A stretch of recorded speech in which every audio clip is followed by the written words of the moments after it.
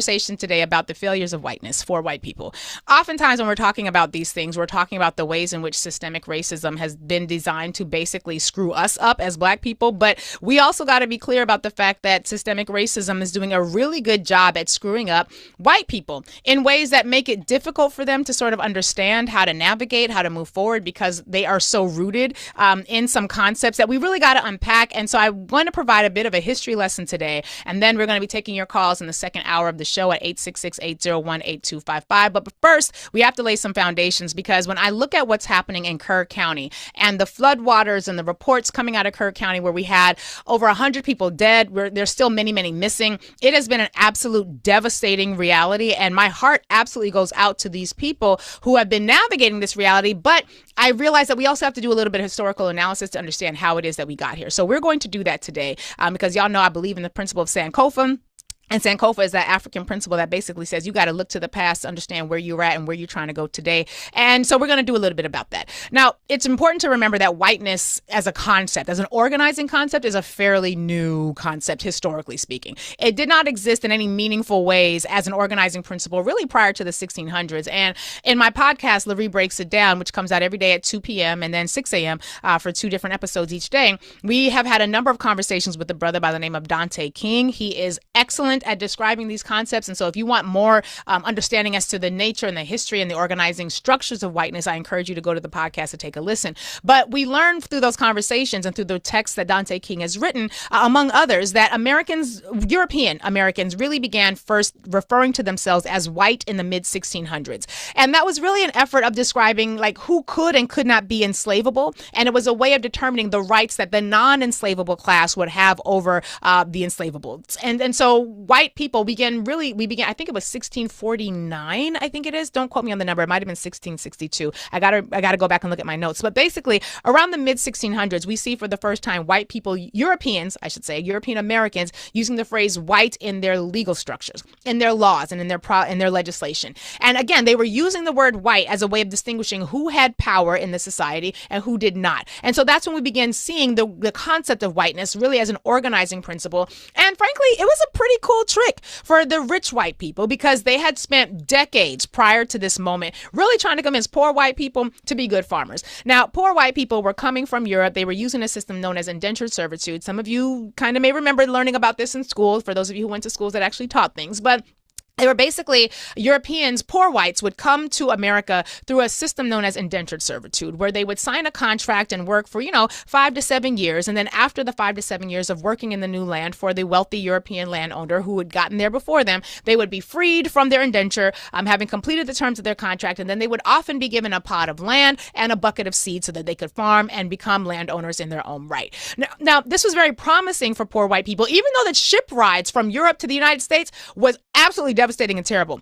Now, it was nowhere near as devastating and terrible as the transatlantic slave trade, where traveling death camps and concentration ships were floating bodies across the water to be funneled into the enslavement system. But for European Americans, it was pretty bad. Like the trip itself was awful. But you got to consider that this was a time when Europe was a germ-infested, disease-prone, non-soap having wasteland of filth, where like rats and the poor were essentially competing for food, and in an effort to avoid catching the bubonic plague, which was wiping out Europeans by the tens of thousands. And in addition to being poor, there were a whole lot of criminals in European jails who were being kicked out of jails and then forced. Hello, ladies and gentlemen. Welcome back to the channel. Well, I'm hoping that you're doing great from wherever you're watching me from. Well, it's in the morning, afternoon, evening, daytime, from wherever you're watching me. I want us to talk about this video. Really, really important.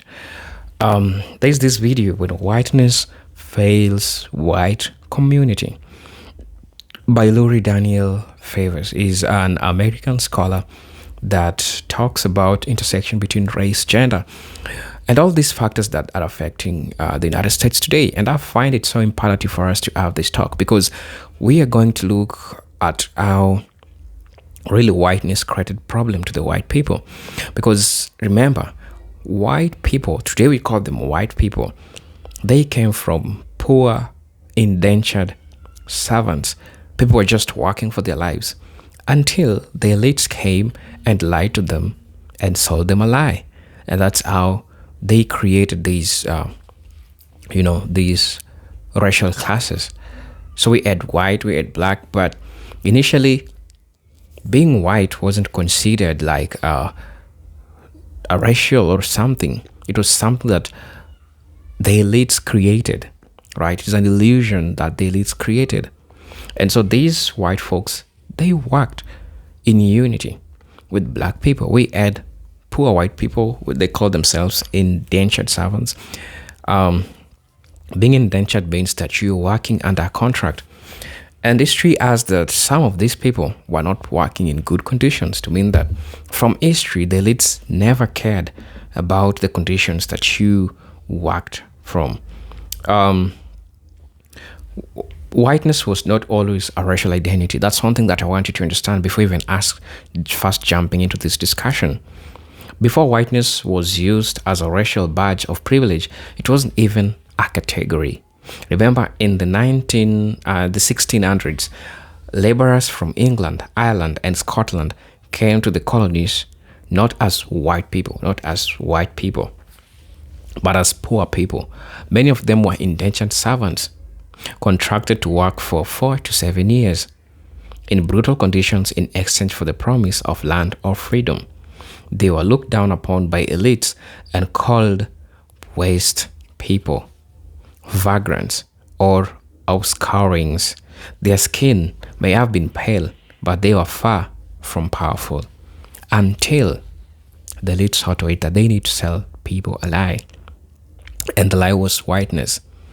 And we see how that is really affecting white people until today, because they are walking with the lie that they are great, that they are powerful as compared to black people, without thinking that initially when you look at the Bacchus Rebellion, the Bacchus Rebellion could have marked a big change if the elites didn't play the divide and conquer rule.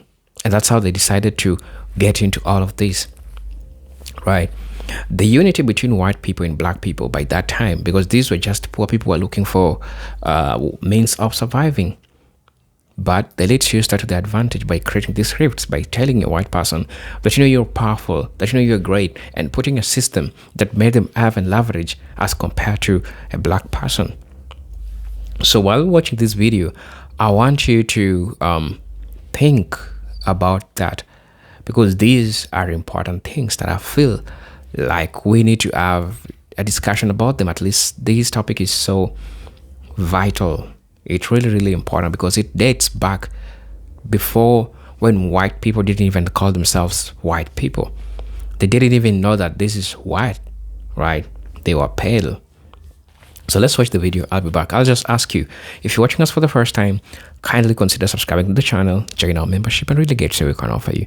But until then, let's get into it. I'll be back. Into indentured servitude, because Europeans were like, well, we don't want your criminal asses here, so we're going to kick you on out, send you on these ships, and send you to America where they can deal with you here. And basically, the idea was that if you had been imprisoned, you were ripe for slave labor, because prison labor is, I guess, a part of the colonial European mindset.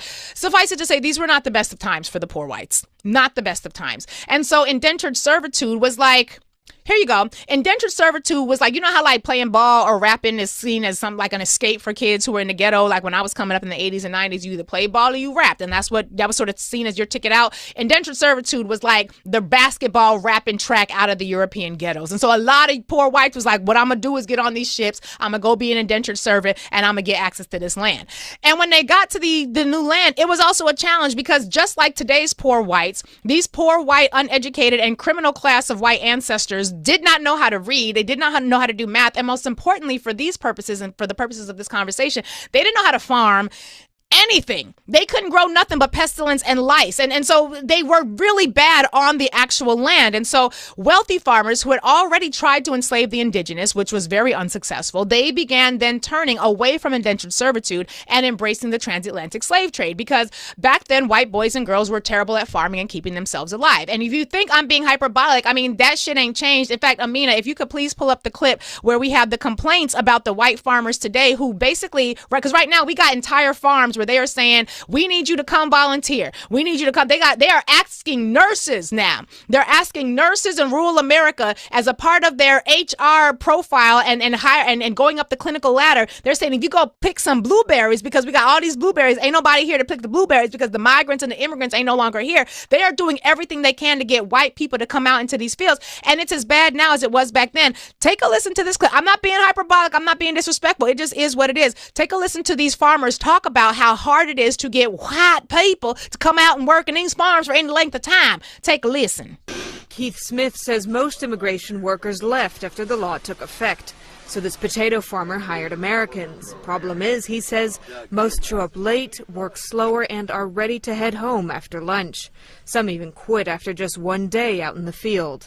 There's a Hispanic man that works for us, and I say, he's 52, and he'll make anywhere from $70 to $100 a day. I said, if you can keep up with him and do a good job, you can make that. But they're not physically in shape to do it. And, probably not mentally tough enough to do it, some of them. Ooh, I'm sorry. Just when you think I'm being rude. He said they're not physically in shape enough to do it and probably not mentally enough in shape to do it either. Which means that the poor whites who were trying to be in part of the indentured servitude reality during the enslavement era are the ancestors of the poor whites today who are just terribly unsuited for actual hard work, either physically or mentally. I didn't say it. The white farmer said it. It's just a quote. I'm just telling you what the man said. So basically, it was challenging for white wealthy farmers to rely on poor whites in any meaningful way. Africans, however, were agricultural geniuses. They came not from a land of pestilence and non-hygienic lack of soap. They came from a land where, having invented soap and hygiene, having created agricultural genius such that it was a thriving continent. I mean, you had already people like Mansa Musa who had traveled the width of Africa with so much gold and excess resources because he was coming from land of such plenty coming out of Mali that he basically disrupted the economy for years because he poured so much excess into it. So when you're talking about who's capable, who's qualified, and who's not, well then, darling, it's pretty easy to understand how we are in the situation that we are today. However, white landowners realized that poor white people were a drain on the pockets. The indentured servitude system was lacking in favor, and they turned wholly to embrace the ability to buy an enslaved African, which you could own for life, as opposed to these little terribly non-farming ass white people who did not know anything and who came here with a lot of ignorance and pestilence and germs. So they had no jobs, they had no land, and they had no skills. And so how do you then, if you are a wealthy white, how do you then invest in a system of free labor where you're going to be able to go out and buy any African that you want and then keep these poor whites from organizing against you? And this was a big deal because poor white people and black people had found that, whoa, we got a whole lot in common because you poor, I'm poor, you indentured, I'm enslaved, or I'm freed or I was never enslaved. I just happened to be here as a free black because that also existed. And you had situations throughout history where poor white people and poor black people began collaborating, and that scared the shit out of wealthy white people. One example in particular is the Bacon's Rebellion, which is a story that I've talked about a lot on this show. I'm not going to necessarily do it right now, but basically this was a moment where poor white people and poor black people, some who had been enslaved and now freed, were basically organizing, and they organized the militia under the leadership of Nathaniel Bacon, a white man who was upset with the governor of the colony of Virginia. They almost overthrew the entire colony of Virginia. And this was a point where the colony of Virginia was 2-3 times the size of the state of Virginia right now. And that's how effective they were at organizing because they had shared interests.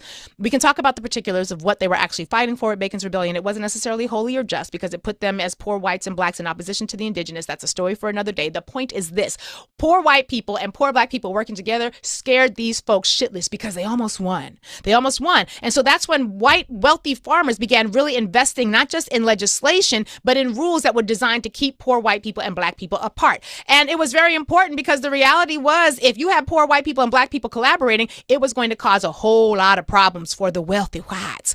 And we are going to, at a point, get to where I'm talking about how this is related to what happened in Kerr County. Just stick with me for a minute because this is where we see the roots of fiscal conservatism. Let's pause here. After enslavement, right, we had this period known as Reconstruction. Reconstruction was a period from roughly 1865 to 1877, 12 years of integration 1.0. This is a period where, kind of like how we have integration right now, we had 60 good years of integration from 1964 until 2025. when Donald Trump came into office and destroyed it. But basically, and not that it was doing everything it was supposed to do anyway, but basically, integration 1.0 was a period known as Reconstruction. This was a time when the Confederate states had been kicked, they had left the Union, so they no longer had voting rights. And so if they were coming back into the Union, they had to rewrite their constitutions. During this time period, Black people who were granted voting rights by the 15th Amendment were able to basically outnumber white people when it came to leadership in electoral positions. So you had in states like South Carolina, states like Mississippi, where Black people were able to, because they were the only ones who could vote, because the white people who had been a part of the Confederacy were treasons. They were no longer citizens. They were not allowed to vote. And so Black people were not just working to save themselves, but they were also putting together systems that were going to help class connections. And so this wonderful article out of Dissent magazine talks about the fact that this was a really powerful time. It's called The Austerity Politics of White Supremacy out of Dissent magazine.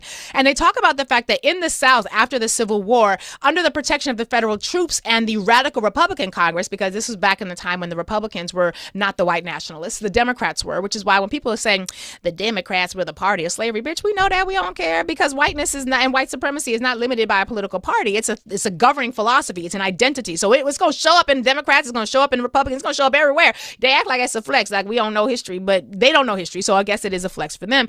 Basically, in the South after the Civil War, Black people who were electing themselves to office, into the houses of Congress, into the state and local and federal positions that were available to them as elected officials, they were basically also coalescing with poor white allies from the North and from the South's poor regions. They were doing things like using their political power to raise taxes so that they could fund systems that were going to benefit everybody, like public school. Which did not exist because one thing wealthy white people were not trying to do was educate the poor white people. Black people coming into office during Reconstruction, Black people did that. And basically they worked with poor white people to essentially create systems that were going to allow the poor, regardless of their race, to be able to access something close to the American dream. All across the South, this was pissing wealthy white people the fuck off. They could not stand it because it was like, wait a minute, we've invested so much in this notion of whiteness. How dare you act like you're going to collaborate with the N-words? I almost said it. I almost said the N-word. Child, I was too much in character. I almost said the N-word. Basically, the wealthy whites was like, how dare you poor whites be working with these N-words? Who do you think you are? You're white. You ain't supposed to do that. And so because the Black people who were in leadership at this time were raising taxes, using their elected legislative power to raise taxes on the wealthy and the middle class so that they could fund these sorts of systems like healthcare systems, like public school systems, this is where we see the roots of fiscal conservatism. Because what essentially began happening was that the wealthy whites began developing a two-part strategy of opposition. You can see all of this in the Dissent magazine article. They basically said that poor white people and the N-words who they are collaborating with are stupid.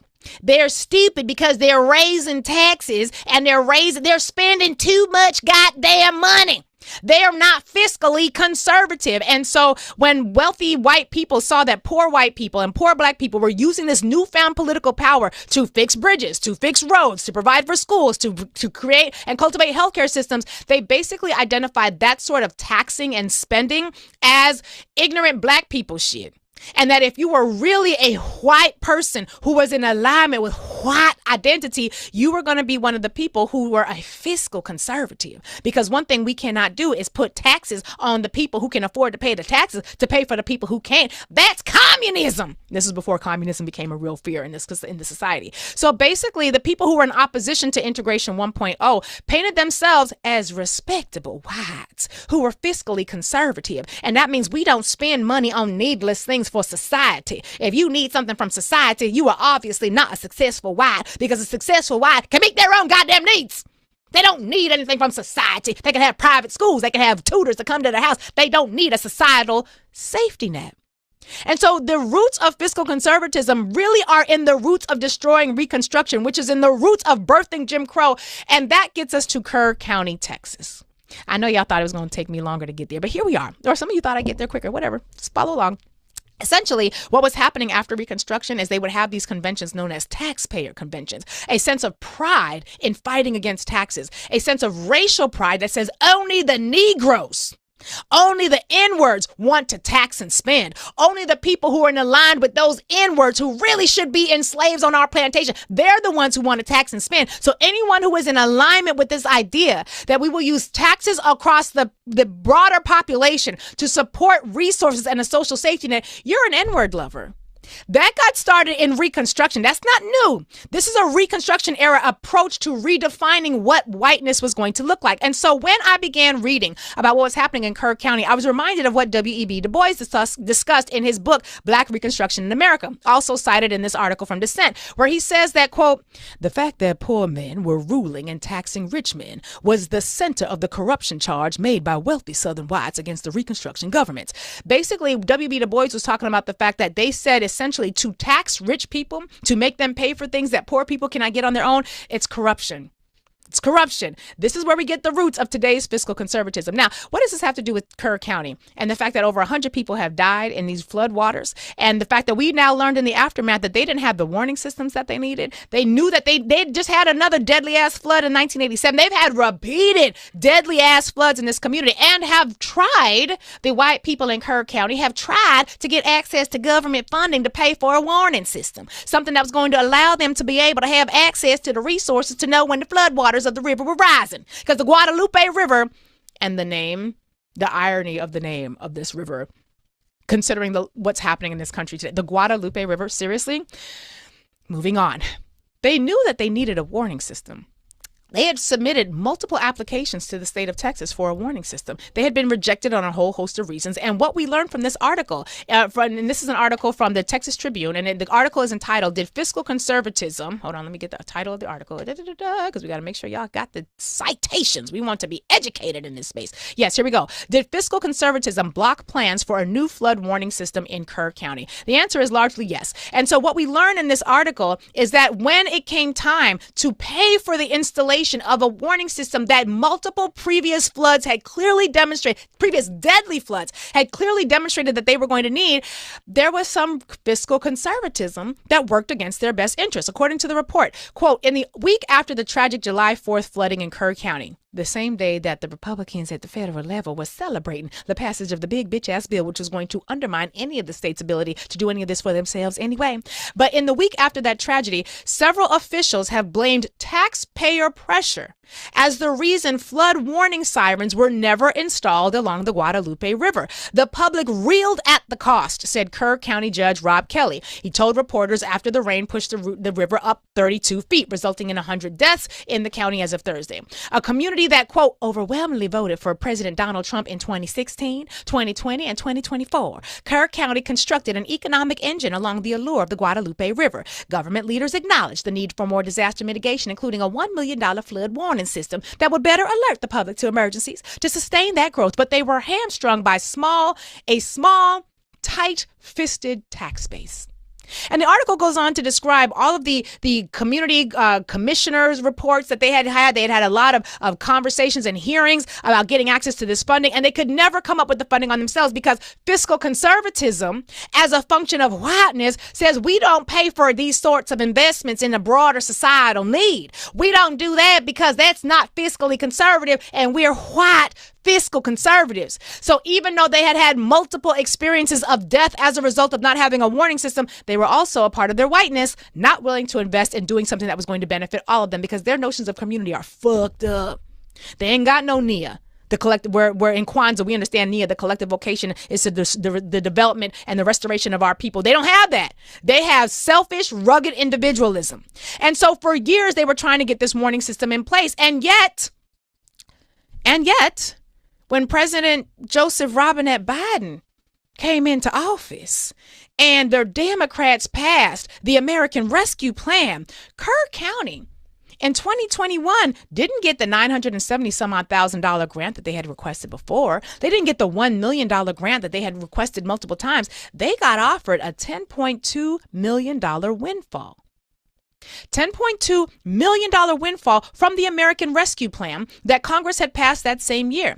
Corpus Christi got $15 million, and they got their money to rehabilitate and replace their aging stormwater infrastructure. Waco County, they got $868,000. They got an absolute $10.2 million windfall from the American Rescue Plan. And what was so interesting to me was that we had these people who then, upon hearing that they were getting access to this money, who had asked and requested that they were going to get the ability to be able to invest in their warning system because they had had so many people die before. They didn't want the money because it came from the Democrats. They didn't want the money because it came from Joseph Biden and the Democrats, but they didn't want to give the money back because they were told that if they give the money back, the money was going to go to the Democrats. And so they went and they stood up in court. They had hearings about what to do with the $10.2 million fucking dollars that the Democrats was going to give to them so they could invest in this system that would have saved the lives of 27 little white girls who was from the Christian community.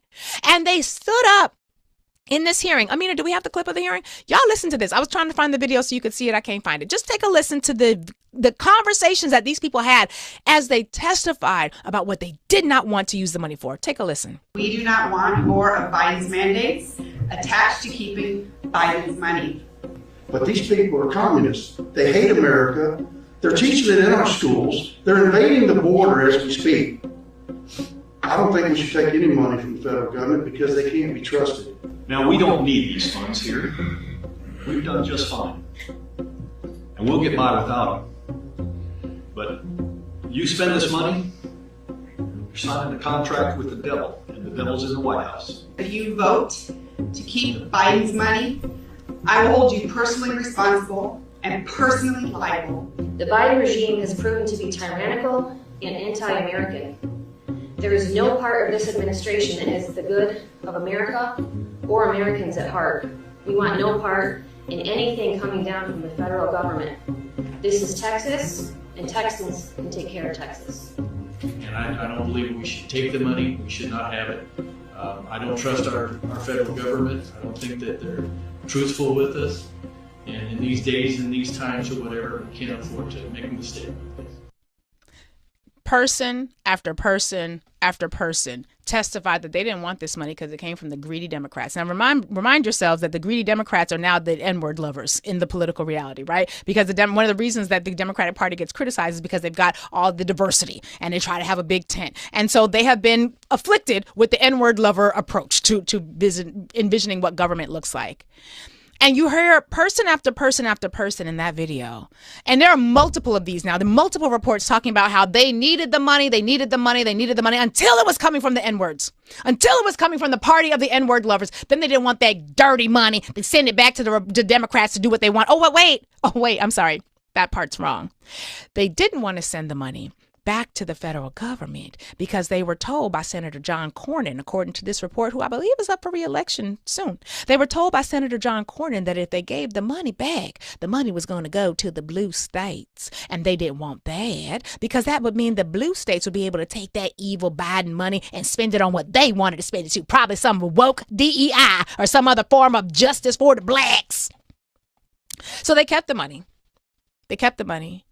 They didn't, however, use it to fund their flood warning system. No, a flood warning system that they had requested more than 24 times for help with since 2016. That's not what they spent the money for. No, they spent the money on policing. They spent the money on policing. In fact, one of the residents say in their report, in their testimony, I'm here to ask this court today to send this money back to the Biden administration, which I consider to be one of the most criminal, treasonous communist governments to ever hold the White House. And this is somebody who wanted the money to go back. But other people were like, we don't want this money to be sent back. We don't want to be bought and sold by the federal government. Thank you very much. And so they kept the money. They kept the money. They said, according to Mr. Kelly, he says, as far as where that money sits for the next year or two, my old law partner, John Cornyn, tells me if we send it back, it's going to go to New Jersey or it's going to go to New York or God forbid, California. The God forbid was my part. He says, and so I don't know if I'd rather be the custodian of the money until we decide what we have to do with it rather than giving it back to the government to spend on values that we in Kerr County don't agree with. Do you care about your dead kids, Kerr County?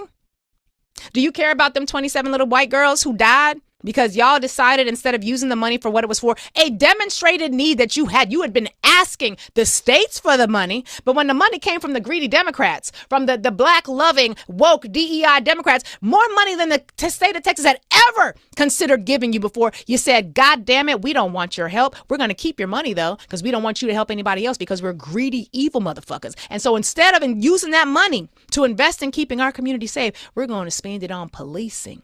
We're going to raise salaries for the police. Did those raised salaries help with the warning systems that y'all needed?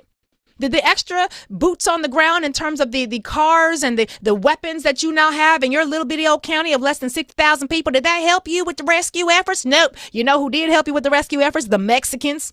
The Mexicans who got in boats and crossed the river didn't have permission to be here, but they sure had the capacity to save your lives.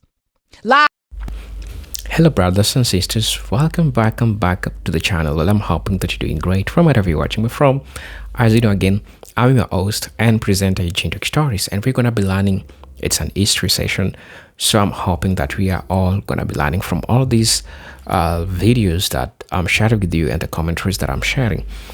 Indentured servitude, slavery by another name, that's how they call it. Indentured servitude in colonial America was brutal and humanizing. Many indentured servants were kidnapped off the streets of London or sentenced to servitude in lieu of prison. They were beaten, stabbed, and worked to death. In some colonies, the mortality rate was so high that servants often died before the contract ended. The early poor whites were not allies of the elite. They were seen as disposable labor. Just like enslaved Africans, what made things more complex was shared suffering. So initially you get to understand that these people took what people we call today white people as disposable labor. These are a group of people that they can do with them anything that they want.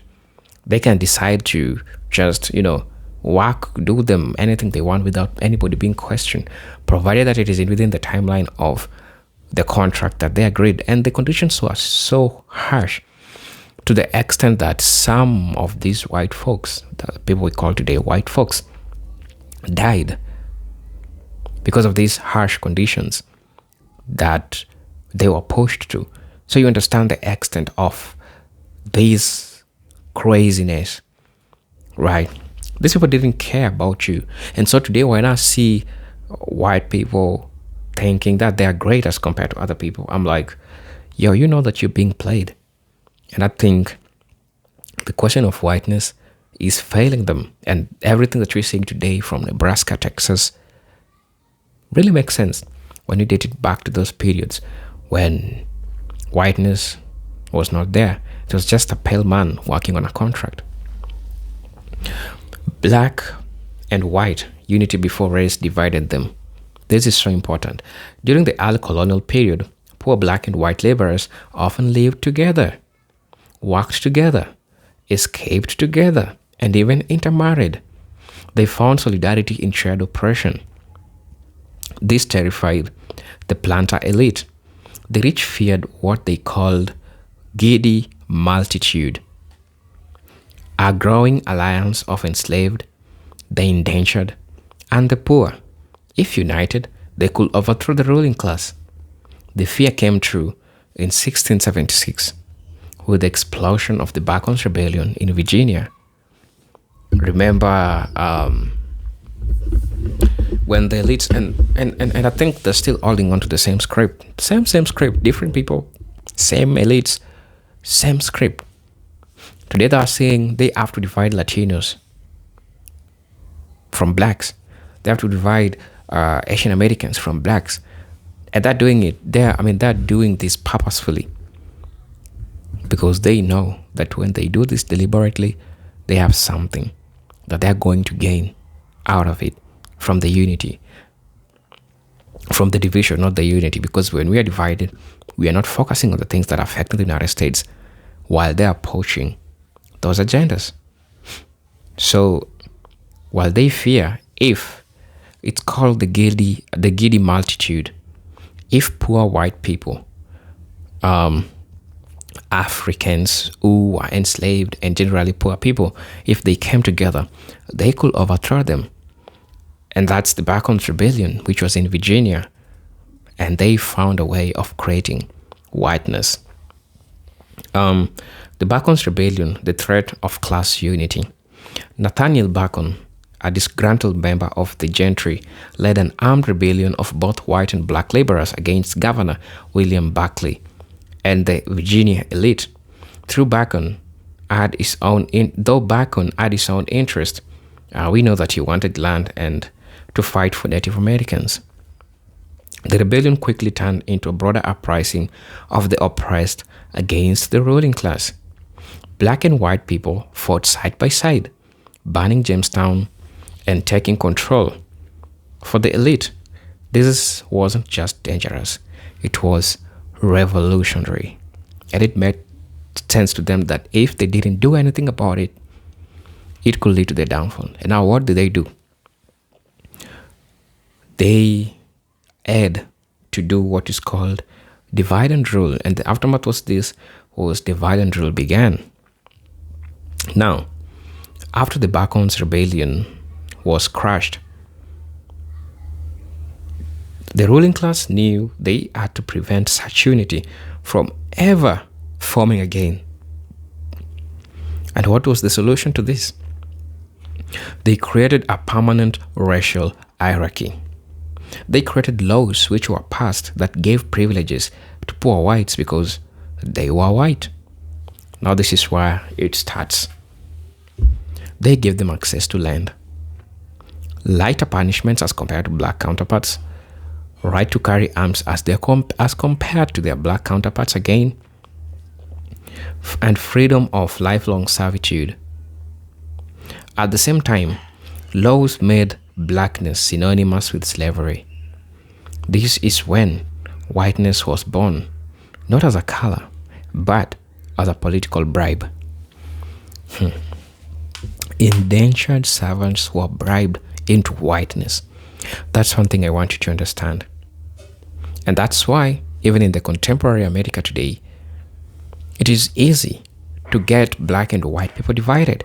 It is easy to create black and Latino people divided because it's simple.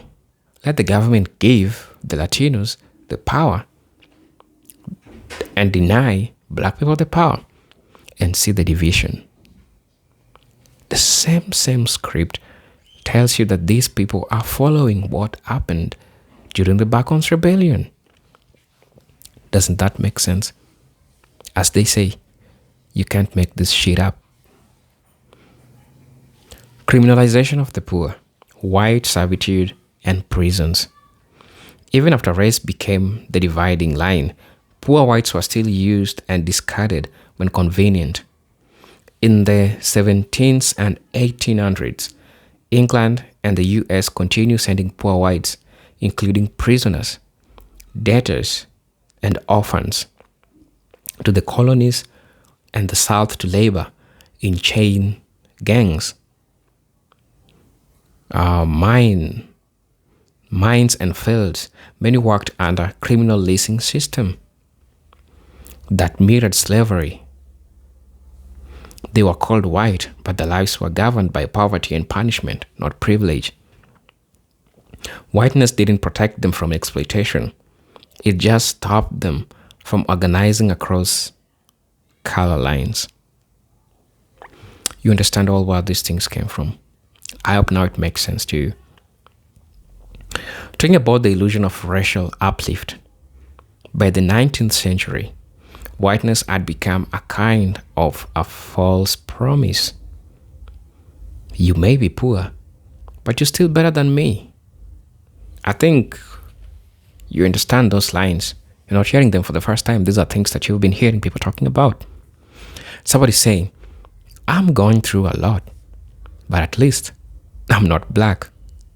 So again, this is to show you that these people are following the same damn script.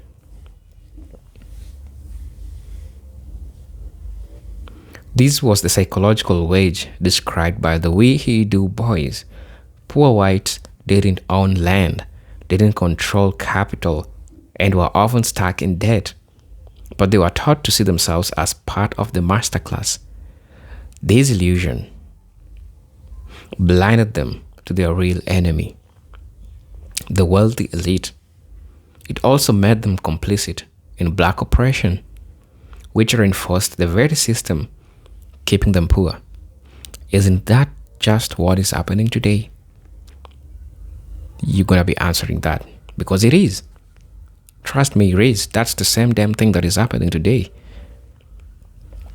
Immigration and the fight to become white. New waves of European immigration, Irish, Italians, Jew, Poles, faced their own discrimination upon arrival. Remember, initially they were not seen as fully white, but over time, many were absorbed into whiteness by proving their loyalty to white supremacy. Joining police forces, labor unions that excluded blacks, and participating in anti-black violence. These wasn't real acceptance, it was conditional privilege. They became white by helping to maintain the racial order. They help become white by maintaining the racial order. The New Deal and the selective whiteness. During the Great Depression, whiteness again became a tool of selective uplift. I remember Roosevelt's New Deal helped millions of white Americans through job programs and home ownership, while excluding black people through redlining, job discrimination, and social security restrictions. Poor whites were left just enough to keep them loyal to the system. They were told they were rising, but only if they didn't question why black people were still being left behind. That's how they were really enforcing this divide, and they wanted it to happen so badly. When whiteness fails in modern times, fast forward to what is happening today. You can see how whiteness has failed white people. Today, they're the ones who are crying. The cost of living, Texas, Nebraska. You all see this happening. You think it's a joke? We came from the Backwoods Rebellion and how they were lied to, and how the same elites are playing games with them. Fast forward today, many working class whites are realizing the lie they were sold. They were promised the American dream, but now face unemployment, drug addiction, suicide, and poverty. In places like Appalachia and the Rust Belt, whiteness is no longer delivering privilege, but instead of questioning capitalism of their own alignment with the elite, some double down on racism, blaming immigrants or black people for their pain. Once again, whiteness protects the system, not the people. Right? Now we ask ourselves again, who is the real enemy? The real enemy was never blackness. The history of white servitude, Backwoods Rebellion, and economic betrayal reveals the hard truth. Whiteness was constructed to divide, not to uplift. The elite gave poor whites just enough privilege to keep them loyal, while still using the same as labor and cannon fodder. The real enemy was always class domination, bankers, landlord, and corporate elites. But the myth of whiteness keeps poor white fighting for the wrong battle, defending a system that never truly served them. Is it worth it recovering the lost unity? Understanding when whiteness fails white isn't just about correcting history. It's about reclaiming a path forward. The rebellion that scared the elites in 1676 was not about race. It was about class unity. If today's poor and working people, black, white, immigrant, native, could recover that unity, the system will once again tremble. But that means confronting the lie of whiteness and choosing truth over illusion, solidarity over supremacy. That's the real revolution. I hope this video serves you right from wherever you're watching me from. Again, I'll remind you, I'm your host and presenter, Chintok Stories. Thank you for your time, and thank you for watching the video. I hope you find it so helpful. I hope you find it so educative. God bless you, and see you. Until then, peace, love, and harmony. Salute.